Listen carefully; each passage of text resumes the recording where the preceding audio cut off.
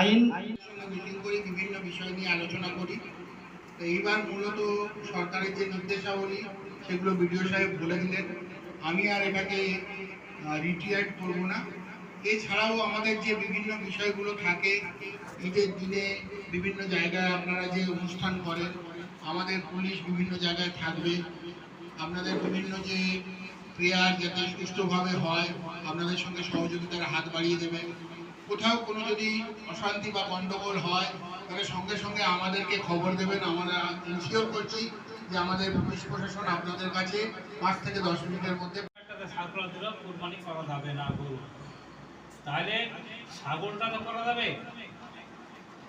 সরকারের কাছে আমরা বলছিলাম, একটা দাবি রাখি প্রশাসনের কাছে যে এই বছরে গরুটা আমাদের কুরবানি করার সুযোগটা দেওয়া হোক। আগামী বছর থেকে আমরা গরু কুরবানি করব না।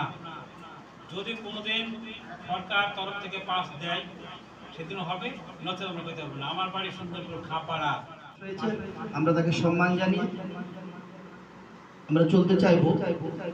আমাদের যে নির্দেশিকা বিডিও সাহেব পড়ে শোনালেন বা ওসি সাহেব আমাদের জানালেন, এর পরিপ্রেক্ষিতে কয়েকটা কথা বলি। আমরা যেটা কুরবানি রাখি বাড়িতে, সেই কুরবানি রাখার উদ্দেশ্য হলো প্রতিবেশী হিসাবে যারা গরিব মানুষ, মাইকের মসজিদের সময় হয়েছে, নামাজের সময় হয়েছে, তোমরা মসজিদে আসো, শুধু এইটুকু যদি স্যার আমাদের একটা লিমিট দেখেন। কয়েকটা মসজিদে আমাদের মাইক অলরেডি বন্ধ হয়ে গেছে, যেখানে মাইক টোটালি স্টপ হয়ে গেছে। এইগুলো যদি একটু লক্ষ্য রাখেন যে তাদের আমাদের কতদূর পর্যন্ত মাইক আওয়াজ করতে পারবো, বা যদি সেখানে কারো যদি সমস্যা না হয় আমাদের, তাহলে এইগুলো অ্যাকচুয়ালি জুলুম। মাইক নিয়ে খুব জোরে না হয়, কারণ একটা উৎসবের দিনে যাতে কোনো অঘটন না ঘটে, এটা আমরা যেন সবাই সতর্ক থাকি, কারোর যেন সেদিনকে বিষাদের ছায়া না ফেলে।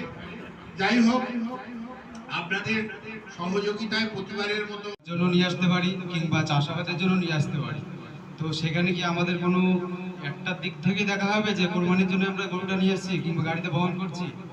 এটা তো আমাদের ডিক্লারেশন ভাবে দিয়ে দিতে হবে, তাই না?